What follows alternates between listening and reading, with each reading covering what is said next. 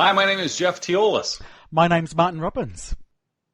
And look at us. We're here at Expo. Well, kind of, as best as we could.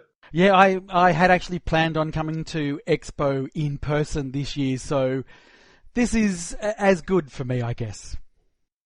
Kudos to Rob Burke for putting this together because obviously with coronavirus and the certain stages we are all around the world, we're not able to be there in northern or just north of Chicago. And I'd like to be there because, I could be watching the Cubs in the playoffs, if they're still in the playoffs at the time of this recording. But the point is, there's so many great things I love about coming to Chicago.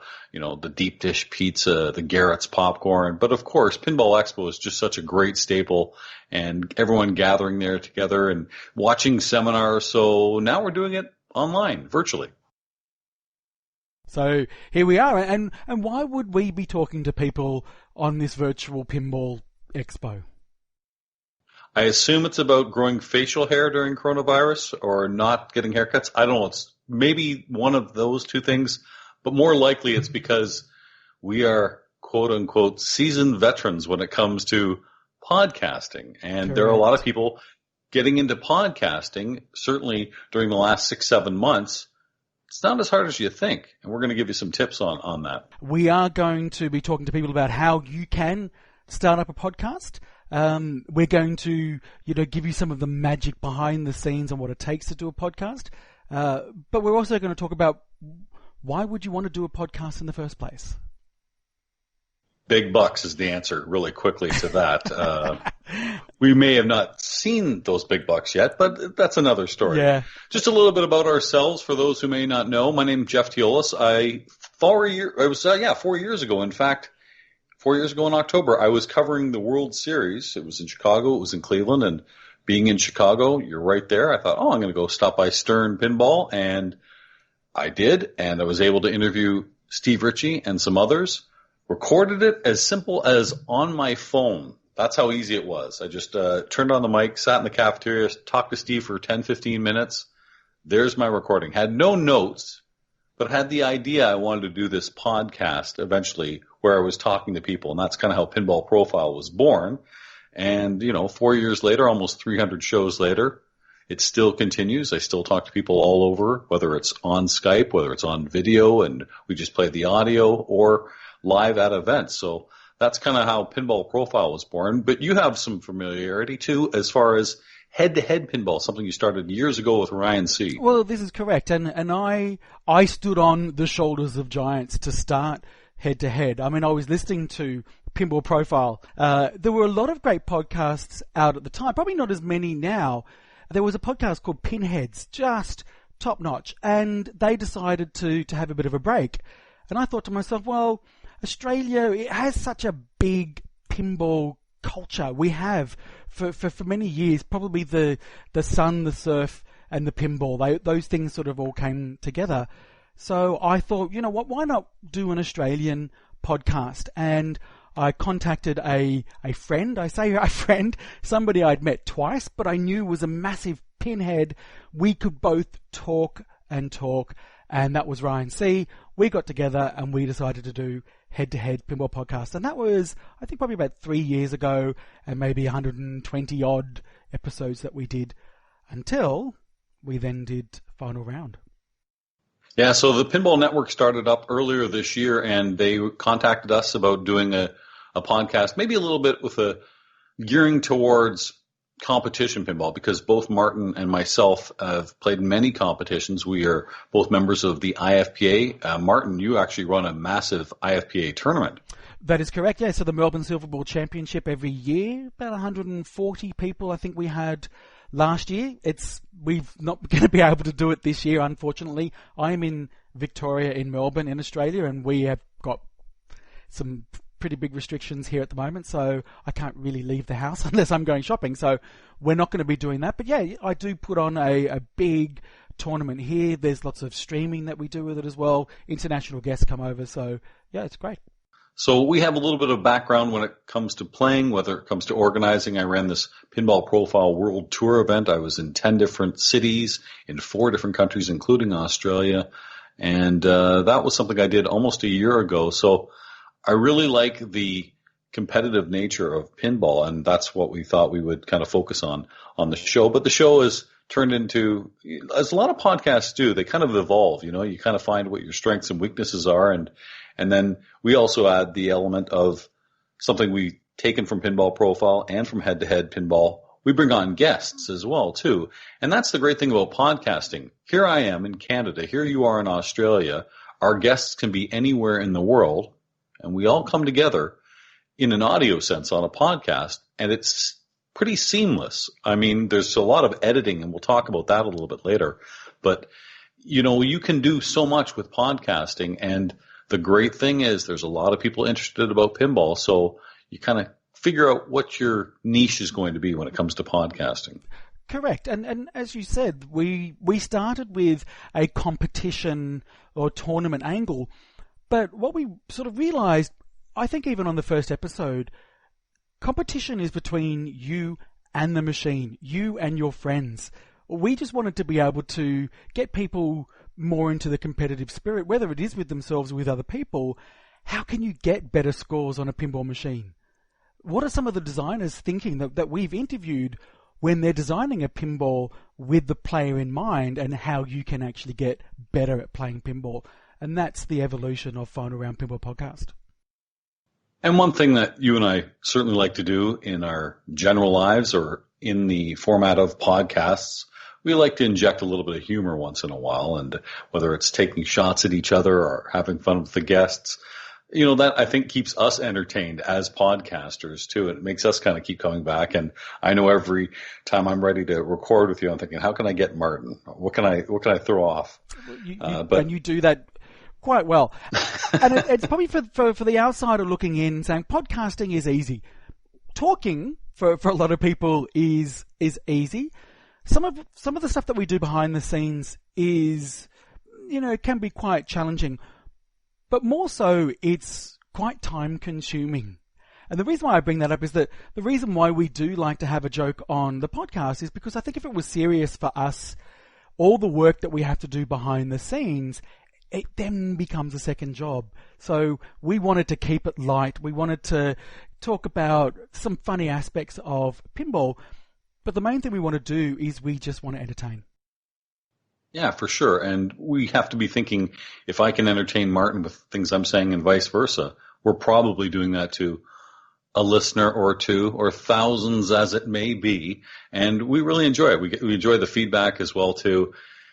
And also there's the big bucks we talked about too. One thing we joke around on Final Round, we have a sponsor of the week. And I don't know if I should let this out of the bag here on Virtual Pinball Expo, but they might be fake. I'll deny it. You. I know you can show the video. I'm going to deny it. We're getting the big bucks, and I'm sticking to it. So, but you know what? That's again part of that humor we like to do. It's something different, and hopefully it's rewarding to the people listening. And so, Jeff, what are some of the topics that the podcasts out there do at the moment? Obviously, we do competitive pinball, and I know that there's some other competitive, but what sort of other topics are there out there as far as pinball podcasts go? And this is for you that are watching this, whether you're thinking, I want to listen to a podcast, but I don't know which one to go, or whether you want to start up a podcast. Well, I think a lot of the bulk of what you hear is kind of the news of the week. As pinball has evolved in the last 10 years, really exponentially from just single company or very few companies to many companies, there's a lot more news. And, the podcasters, it's good show prep, as you will call it. And they certainly give their reactions and talk about current releases, code updates, tournaments, what's going on in the pinball world. So that's kind of easy fodder, if you will, to be able to have something to talk about. It's been difficult with certainly less competitions and maybe less releases over the past, again, 6-7 months. But this is just a blip. There's certainly a lot of content. I mean, just go on to a forum website like Pinside and see all the different topics. You could pick any one of those angles, whether it could be making a homebrew game, whether it's repairs, whether it is news, whether it's what's going on right locally in your community. And there are podcasts that do that as well. It's endless what you can do. Correct. And your podcasts about older era machines as well, like solid states and EMs, and even bingo games. There's podcasts for that as well. So there is a lot of different varieties when it comes to pinball. You'll find something that you like. And you know what? If you don't like it, we're not going to get offended. Don't worry. Maybe. Well, that's the thing too, again. But, we did mention earlier, so now you've got an idea for a topic. Now you've got an idea for a podcast. Are you going to do it solo, or are you going to do it with, a co-host like Martin and I do? And those are big decisions to make when you start. Maybe you can add a co-host later, but I know doing Pinball Profile as an example, if I were to just talk and have no guests, it would be difficult for me personally. There are podcasters that do that and can rant and talk and be really eloquent for 30 minutes, an hour. It's difficult to do. I like to bounce off somebody. I'm personally, I'm really interested in what they have to say, for one thing, too, just to maybe get a different angle and see what their, thoughts may be. But so in that sense, that is my co-host, my guest. But, whether it was years with you and Ryan or Joe or whomever or each other here, it's kind of, I find easier to have somebody to bounce off of, because one thing that happens in podcasting, and we've seen this, is there is a burnout factor as well, too. For whatever reason, Dennis Creasel made a note a long time ago that after about a year and a half, it either becomes work for them or a chore or just a strain that, I've got to do this again. It should never be that when you're podcasting. If it is, maybe it's not for you. Correct. But even when you were going back to News of the Week, we were doing a weekly podcast on Head to Head, and it wasn't every week that you would get a great amount of news to report on. So there was a lot of preparation getting your topics presented to each other and then being able to actually talk about it, sometimes for 3 hours. Some of our podcasts were.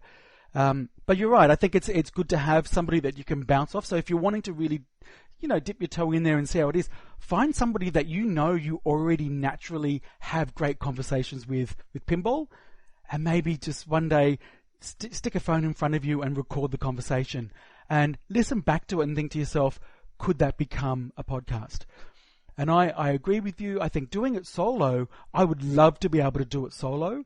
I find that is much harder. So my hat goes off to those people that can do it solo.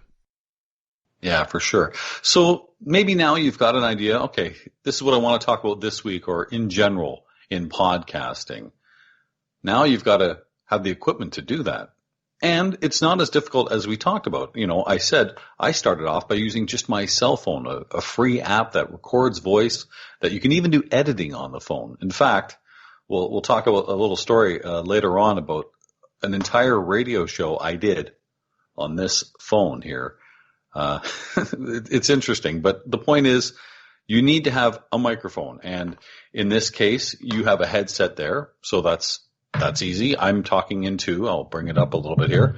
I've got a little microphone here. I don't know if you can see that. Maybe you can. There you go. That's, with a pop filter in front of it for those people that don't know. So all the pops. I've got I prefer a headset because I like to move around when I'm talking, and when I'm deep in thought, I'm over here deep in thought. But I've also got a pop filter on my microphone as well to minimize some of the pops for a near field microphone. I also have seen people buy things like this, and I made a purchase too of this Snowball microphone. So you see a lot of streamers use these as well too. They should be paying us for this big plug here on. Maybe they will. Expo, they'll send them through. I hope. So then you need the software too. Okay, I now know how to record it. Well, where do I put it on? Well, on the internet, there are many free sites too. Audacity is one I know a lot of podcasters use. It's a simple editing tool, and there's some great videos on YouTube that can teach you how to edit your podcasts. But that's a nice way to really do this without any great expense. You can get into other programs, Reaper.fm, you've got Adobe Audition. There are all kinds out there. But again, if you just want to get it started, something like Audacity is a good thing too. And if you're interviewing somebody like we are right now, we do a lot of our interviews on Skype, and Skype, can give you video like you're seeing right now, but it can give you just audio. And we, for podcasts, just use the audio. And there are free MP3 Skype recorders. Again, great ways to edit your show. But I'll give you a good example. The Pinball Nerds podcast. Hello to Orbital Albert, a fellow Canadian. He did the first 200 plus episodes, everything on his phone, right into, I think he was playing music on his, he had like an iPad or a laptop beside him, would press play, and it still worked. In fact, there was something cute about it too. And so anything you can do to get the audio out, that's how you do it. Absolutely. And when you were coming back to, we're talking about Audacity and we call them wave editing programs, that can be quite daunting as well, because the first thing that you'll do when you load up your audio is you will see these wave files and you think, what am I going to do with this? And that can be quite daunting at first, but it really doesn't take too long for you to understand how to edit wave files, how to remove things like pauses, or if you make a mistake, like we've done many times in this video right now, how you can... Once, maybe maximum. How you can edit over the top of that so people don't know that you've done that. And that's what Jeff and I do with Final Round. Jeff does the editing for the main bulk of the show, and I edit the interviews. And we are looking for cadence, so making sure that there's the rhythm of the conversation. We take out ums and ahs and big, long pauses. When you look at this WAV file for the first time, you're going to think to yourself, what do I do? YouTube clips, there's lots of tutorials on, just Google it. You'll find within the first or second time, you'll be able to edit these like a pro. That's a good point. It's not live, and that's what the great thing about editing does. So when Martin is burping several times after his seventh gin, you can cut that out when he stumbles and falls. That can all be cut out, and it's easy to do in editing. But the point is, the editing is actually the most important thing because it's your finished product, right? So putting that extra time into it will pay off too, because, we usually kind of use a 3-to-1 ratio. Yeah. So if we're recording for a half an hour, it's probably going to be 90 minutes of editing because you're listening to maybe each individual file. You're cutting things out. You're listening to the cadence. Maybe you're adding a few sound effects here or there. And again, you've probably, by the time you're done editing, heard the show 4 or 5 times, maybe, or certainly aspects of it too. So it's worth it. You have to do that. Yeah, absolutely. And I'd also encourage everybody to listen back to your show and be really super critical of your own show. Not because you want to be hard on yourself, but because you want to get better. And there is an expectation that the first show, it's not really going to be your best work. Certainly I can't listen to the first episode of Head to Head. The audio quality wasn't great. We were still just getting to know each other, so the chemistry wasn't quite there. The editing wasn't as great as it could be. But I think by about the 10th, maybe 11th episode, round about then, we were really starting to find our groove. I'd upgraded some of the equipment. We'd upgraded the software, and it just got better over the time. And the only way we knew, really, was feedback from our listeners, which was fantastic, but also by listening back, being super critical and trying to work out how it can be better. Yeah, that being a critic too, and having your friends maybe help you out too is a good idea as well. But listening back and hearing, I could have done that better, making some notes. There are crutches that announcers and you as a podcaster will have. There's one right there. I said the words me saying I know that you know. Why did I say that? Me saying is me giving myself a second to think of the next thing I'm going to say. That's exactly what it is. Obviously, it's ums, ahs. And you can cut all that out in edits as well, too. So, again, you talk about listening back and being critical. The hardest podcast you will do is the first episode. Because you want it to be perfect. And I'm telling you, no matter who you are, it will not be perfect. And that's okay. In fact, the best advice I can give you is record it, edit it, distribute it. Just do it. Everyone gets easier after that. So we talk about distributing. Well, there's lots of different ways to distribute a podcast, Martin. Yeah, correct. I mean, you've got to get it out there. And, there's obviously the forums like Pinside and Tilt Forums. Facebook is out there, Instagram, Twitter. There's a lot of Facebook communities out there as well. So tap into those communities. Ask them if it's okay to be able to start promoting your podcast. But you'll find that, like us, we listen to a lot of podcasts and we want more content as well. So I think that you will find that people are going to be very receptive to you having a new podcast. And we've seen new podcasts be released, in the last 3-4 weeks, and I welcome it. I think it's great. One thing about our Pinball network that we're on is that they actually welcome new podcasts. So if you record something and want to get it out there, contact the Pinball network and they will help distribute it for you. So that's kind of a nice, quick way of getting it out there. And we've seen some podcasts that started on the Pinball network that has grown and grown and grown. So you don't have to do it that way. You can do it any way you'd like. But again, the base will grow and grow and grow, and people will find your podcast if you put it out there for sure. But one of the features that we always do on our podcasts, whatever ones we've done, is we like to have guests on. Correct. And as we said, you don't have to be side by side. We are 14 hours away from each other, and we find a way to do a podcast. And with Skype and with social media, we can bring on guests. We can indeed, and we're going to do that right now.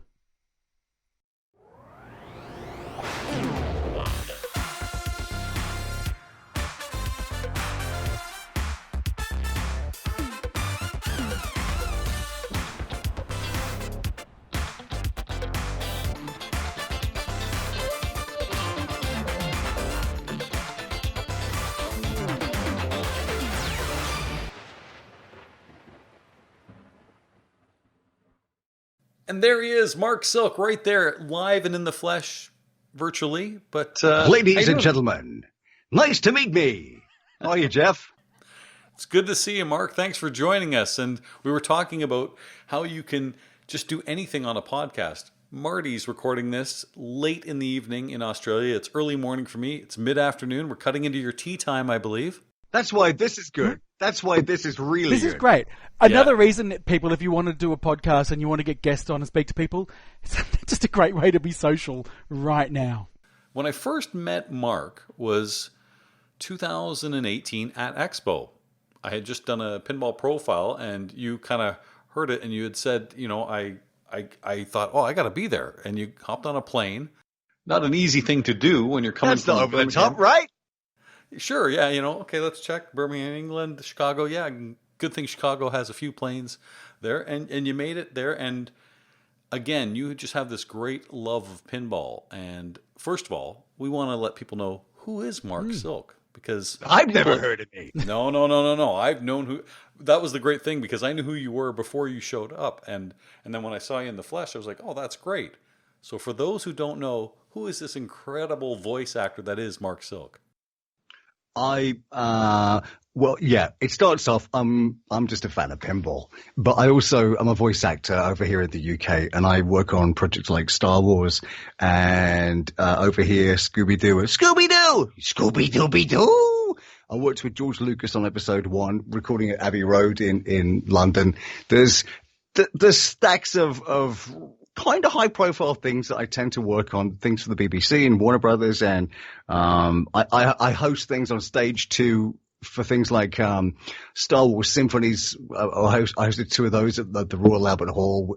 There's frankly, if there's something with voices in the UK, I'm probably involved in it some way. So it's commercials, theme parks, theatres. Do you remember when you used to be able to go to theme parks, Jeff? Wasn't that fun? I can't remember those. But you also do British accents, funnily, because you're British. Cool, blimey, Mary Poppins, Jelly Deals, God bless Her Majesty. You also do American accents. So, for those people that are American, we want to hear one of your characters that's American, Johnny Bravo, possibly, and I want people to judge you on whether you've got a really good American accent. Well, hi, Bob the Builder here. Can we fix it? Yes, we can. Come on, Scoop, Mug, Dizzy, let's build a bridge. Today we're going to build a fence. That's a useful skill for a 5-year-old, right? Come on, get your. I was the voice of Bob the Builder in America and Canada for about a decade. Really? Yeah, I had a guy at Comic-Con once a few years ago come up to me and say, "Don't you think it's kind of weird that the American voice of Bob the Builder is performed by a guy who was not from America but who is from England, even though the voice is for an American character for America?" And I said, I said, it's a good point. I said, did you know that the voice of Scooby-Doo isn't actually performed by a dog? What? And he went, oh, yeah, sure. The secrets we're finding out here. Hey, listen, America's Got Talent has been running for years and years. They have 4 judges. Not one of them is an American. So come on, it doesn't matter. Really. Yeah. It's the talent. It's acting, as we say. It's acting. The whole thing's acting. Exactly. But you mentioned you have this great love of pinball. That's what got you to Expo, and we appreciate you coming on the virtual Expo here with Marty and I for final round. But your pinball passion probably goes back many years, but I've seen your collection, and it's grown and grown. And what is it about pinball for you, Mark? I think ever since I was a kid, I always loved magic, and I always loved things that were mechanical and the showmanship and lighting and all of that. And each of those elements is in pinball, and it's just that I was always drawn to the overall experience and excitement of it. Even when I was a kid, with my Tomy Atomic pinball, banging that ball around, and then it kind of grew from there. You know what? Mum and Dad would take us to the seaside here in the UK, and I grew up loving regular arcade games, but I always was really drawn to pinball. And one of my favorite games in the early 90s was something, because I loved Warner Brothers and Mel Blanc, the voice of you are despicable. This is the last time I work with someone with a speech impediment. And he was the voice of all these, Warner Brothers legendary characters. One of my favorite, please don't judge me, one of my favorite machines back then was Bugs Bunny's Pinball Bash? Birthday Bash, I think it is. And of course now that's considered to be possibly one of the worst pinball machines ever. It's not great. But it's good to be in a room next to Thunderbirds. But I really loved that game just because you could hear Mel Blanc. But then, of course, when all the arcades shut down and there was nowhere to play these things other than in a bar or a pub with a beaten old machine that probably isn't set up right and was not cared for, people kind of tended to forget about this. And then with the advent of barcades, suddenly, just, as just a regular guy that likes this kind of thing, you saw pinball games again in just regular bars or regular coffee shops. And that, I was completely drawn to this, and my love of it was able to continue because you see him again. And then the first game I played on that I bumped into was Aerosmith Pinball, which isn't considered, I don't think, a particularly well-loved or well-seen or played game, but it's a great game. It is a great game. It's actually quite well regarded. Yeah, and so I thought, you know what, I want this game. And then this grew and grew. And like with any subject, you start going around and looking on YouTube and podcasts, and I found Jeff, and I found Todd Tuckey, and you find all of the other people that you know and enjoy day to day. Martin Roberts. You find these other people too. Marty too. And it was actually listening to Jeff, and I've told this to you before, Jeff. I know, but it was listening to what you did and mentioning Expo that I thought, look, I like pinball. It's great fun. I'd love to hear these people who are brilliant designers, engineers, artists, just talk about it. So I flew over to Expo, and I think something that's really important that it's very easy for a lot of manufacturers to forget, or maybe even underestimate, is the real value of the influence of podcasters. Because in the end, you look at most podcasters, it's people doing stuff for free. Not us. And it's not their main job. They're doing something else as their main way of earning money. But in terms of influence, it's because of people like Jeff, you, Todd, name anyone else on YouTube, that you go through hearing this information and being driven to think, I want to go there. I spent whatever it was on flying from the UK to Chicago, paying to get in, buying stuff from there, buying extra luggage to put an Aerosmith topper on a plane to haul back to the UK. Not that was over the top.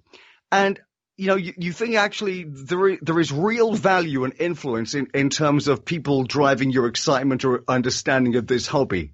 And it's very easy for people to forget just what a great job you and the other people can do and do. But I'm glad you're there, because I sit and enjoy this while I'm off doing what I do.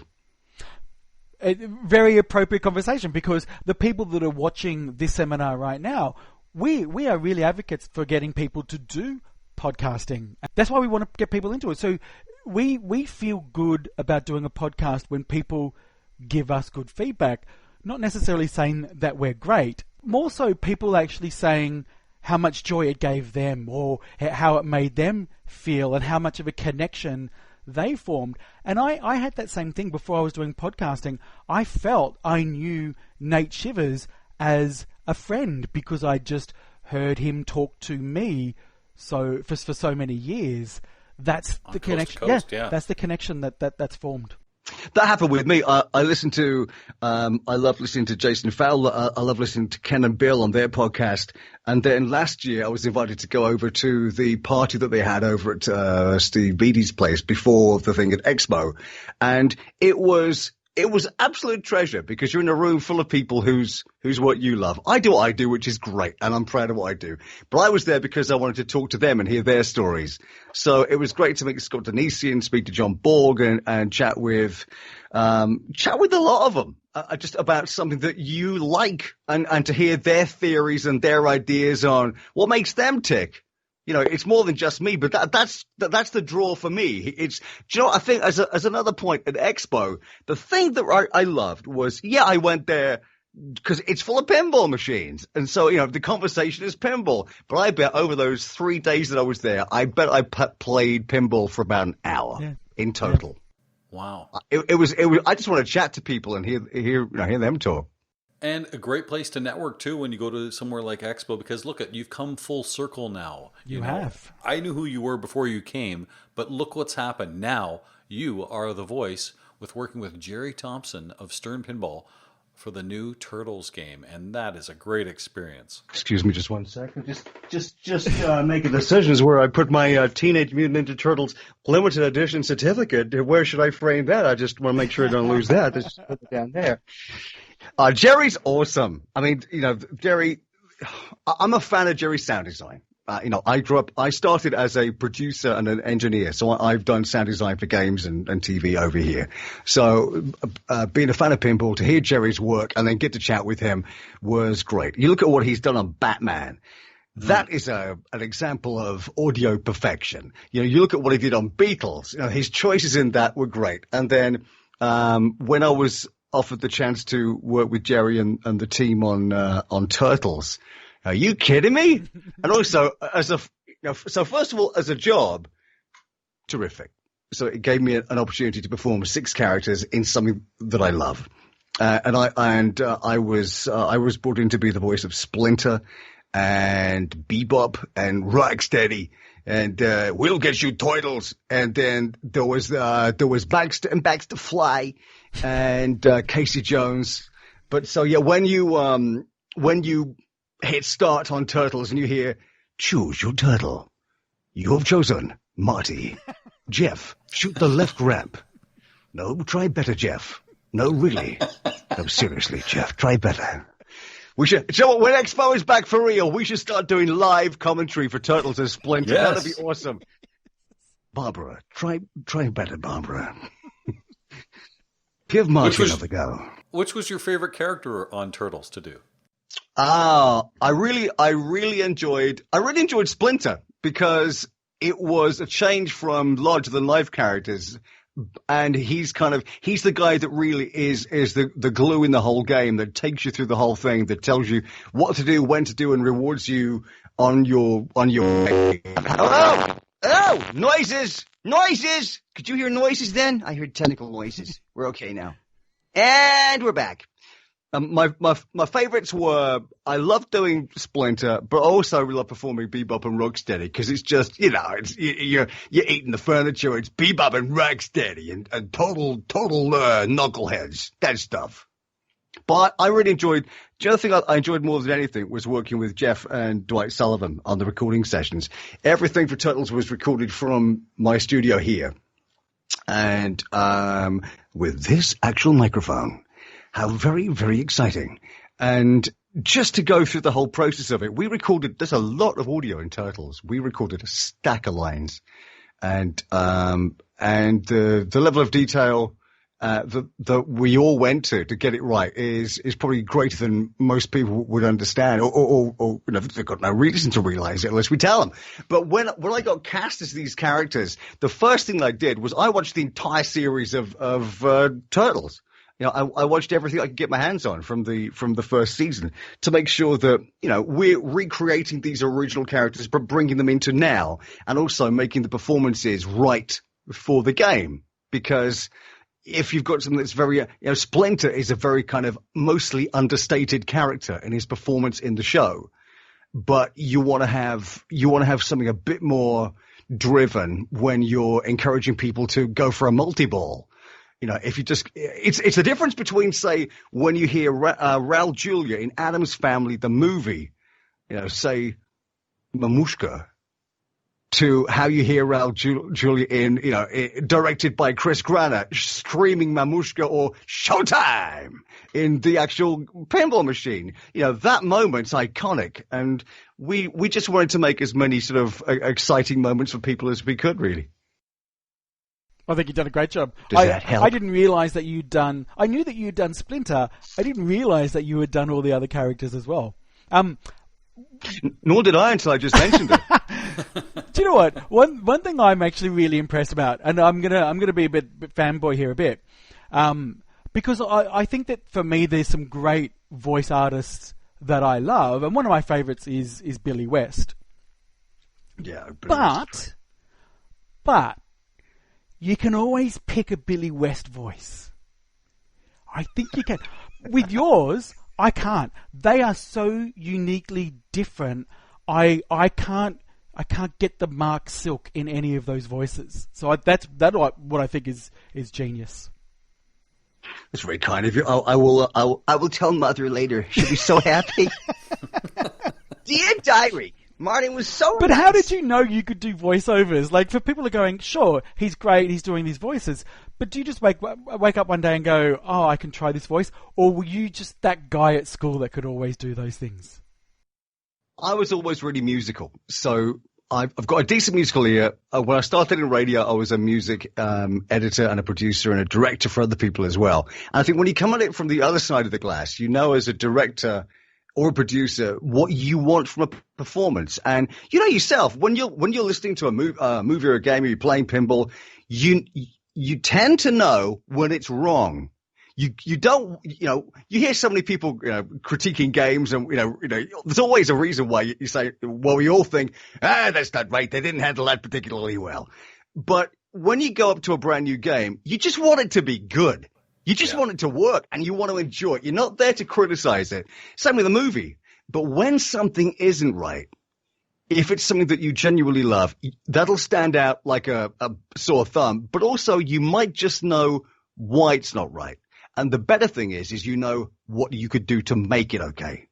That's the thing, really. It's understanding what you can do to get the absolute best out of what you want. So I, as a producer and director, I had that kind of, you have a benchmark for what you consider is good enough. And so then when I started just to teach myself how to do it, because in radio I needed voices, and well, Jeff will know this, often you end up working by yourself on projects, and there's no one else around to do it, so you do it yourself. So I taught myself how to do it, and then just started getting little bits of work after I started to approach people. And there were projects that I didn't take on early on because I didn't think I was good enough for that particular thing yet. And then I waited until I felt I was ready. and hopefully I have a fairly decent critical ear and try to get it right. It's important to me that I get it right. It's important to me that as a fan of this, if I stood up to, a game, a pinball machine, that I would want to play it, that I would feel that it's as good as it could be for that particular moment. Have you got any favorite? What are your favorite, or do you have a favorite moment in a pinball call out or a pinball machine that you consider has terrific audio? I think a lot of us certainly love the Lord of the Rings call-outs that we hear. I mean, they're just so passionate. And Adam's Family is really good, too. That was a good one that when you talked about Raul Julia, those are really expressive moments and fun, and something has happened exciting in pinball. What about you, Yeah, Marty? look, I would echo. I think Lord of the Rings is spectacular. And its sister machine, The Hobbit. I think The Hobbit, with it's got a better, I think, audio system as well. So it's quite booming, and when Smaug is actually speaking to you, the room reverberates. I think that's a great way of you feeling immersed in the game. I want to talk to you, Mark, about one more thing, too, before we let you go. We appreciate you coming on here. This is wonderful. I mentioned earlier in the show that I had a neat story to talk about recording. I was in Hawaii exactly 1 year ago, and 1 year ago was the 50th anniversary of Abbey Road, the great Beatles 1969 album. So here you are recording in Abbey Road Studios, which I'm extremely envious of. I'm recording a radio show about the 50th anniversary for Abbey Road, the album. And I'm in Hawaii, and I'm like, I got to get this off. This is too important. This is such a milestone in rock. I recorded the whole thing on my phone here, the entire radio show. So we were talking about doing podcasts and what you need to do. I did it that way. I did the editing on my phone, sent it in, still enjoyed Hawaii. It was great. Got the work done. For you, some suggestions for people that might want to get into podcasting or more so into voice acting and some of the basics you might need. I would say do it. If you have a love of anything, when I started out, the entry level was expensive and messy. You needed a load of kit, a bag of cables, and a microphone that would have cost you quite a bit for a decent sound. Now, if you have a tablet or a phone and a USB mic, you could, like you said, Jeff, you could even use this to start off with. Whoop, there you are, that. But if you've got a USB mic, just to get started, you've got something that you can make sound pretty good, and you've got a potential global audience. You look at people who are very successful podcasters, the people that you will listen to regularly. Chances are they haven't had to spend a great deal of money on kit. Over time, I invested and did do that with mine. But you saying about what you did for the Abbey Road project, Jeff, when I went to Expo, here's what I did. I took my iPad with me and a little USB mic. It was an iRig Pro. That's it. It's a tiny little microphone. It's not the best microphone in the world. It's not like this thing. This is like something you'll find at Abbey Road. But this iRig Pro was just something that was good enough for me to plug in the iPad and sound okay. When I was at Expo, in the hotel there, I recorded 2 national TV commercials for the UK. Did you put like pillows around to deaden the sound? I built a pillow fort. Basically, I had a message to say, are you free to record these things for, all over the UK? And the answer is, yes, please. So I get the script up on the iPad. I built you need the acoustics to sound decent around you. I mean, over here in the studio, there's, can we see that? There's lots of acoustic pads and things all over the place to make sure that it's a nice dead acoustic sound. So kids at home, when you are recording your podcast, one of the things that can be really off-putting is when you've got audio in a really echoey room. So for recording this TV commercial at Expo, I got the microphone on the bed, on the duvet. I put a load of pillows all around it, even the extra ones in the wardrobe. And it was a pretty good room. And then you put the extra robe in my room, on the top. And just gave him a bunch of versions and did that. Oh, here's the one thing. Okay. That journey to Expo I also got a message saying, "Can you record?" It was a kids' toy commercial. The amazing new Super Duper, brand new from Tomy, that kind of thing. And it was all very kidsy and bouncy. And they said, "Can you do it this afternoon? It's on TV tomorrow, all over the UK." In 20 minutes after that email came through, I had to walk to the gate to fly to Chicago. And so I'm in like the airport lounge. And I noticed a little private room with a stack of cushions. I'm thinking, so I just sent a message back saying, "Yes, I can." And I went into this little room, opened the laptop as I was walking towards there, plugged the mic in, gave them 3 versions. The first 2 were dreadful. The third one was good. I was good. I played it back. It was good. I sent it off. It was the time. And I then walked onto the plane, went to Expo. And the following morning, that thing was all over the UK. Wow. But as a concise answer, if there's somebody that wants to podcast, do it. Be focused on what you want to do, whether it's a bunch of friends talking to each other. It doesn't matter where you are in the world, as we're proving right now. And you know what? You could end up becoming a regular part of many people's lives. It's like you said, you felt like you knew that guy, even though you'd never met him. There'll be people that you listen to regularly you'll be disappointed if they haven't released their latest show yet, or something will happen in the industry and you go, "Oh, I can't wait to find out what he says or she says." It's that. Yeah, exactly. So, I would say do it. Just do it. Excellent. Well, thank you so much for coming on. It was so easy for us to come together. Canada, Australia, UK, we're all together in this global pandemic environment that we're all in. But we still get to talk. We still get to have a laugh. We still get to hear the crazy voices that you do. Really appreciate it. Thanks, Mark. We're living the dream, Marty. Perhaps I'll go and shoot the left ramp. Thank you very much, Mark. All the best. Thanks, mate. There was Mark Silk all the way from the UK, proving to you how easy it is to connect with people via a podcast, even though we're doing it via video at the moment. But that's what it's about. Have a conversation, make them feel good. One point I wanted to make as well about bringing on a guest is, unlike Mark Silk, who's probably done a lot of interviews, he was very comfortable.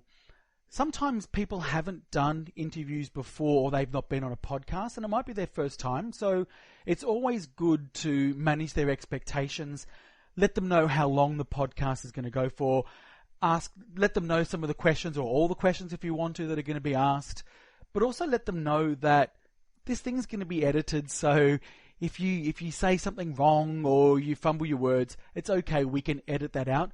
Just be yourself and have a conversation.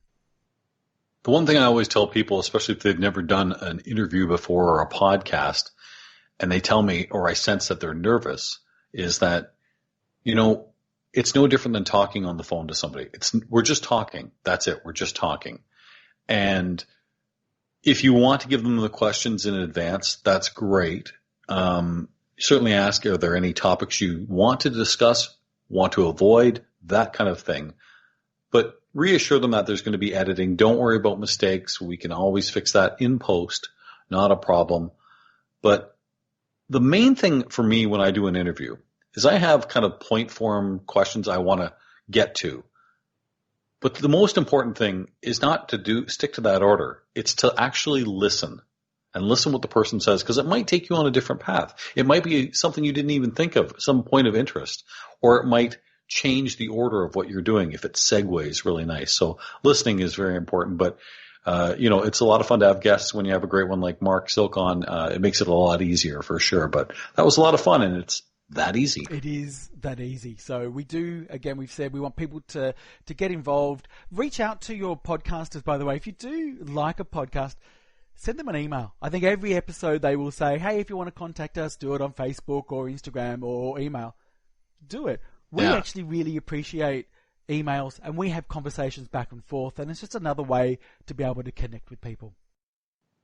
Yeah, we have a pretty good social media presence and whatnot. We're certainly on Facebook under Final Round Pinball. We're on the Pinball Network. We have an Instagram account, which I believe is Final Round Pinball Podcast. Correct. I got it right. Right.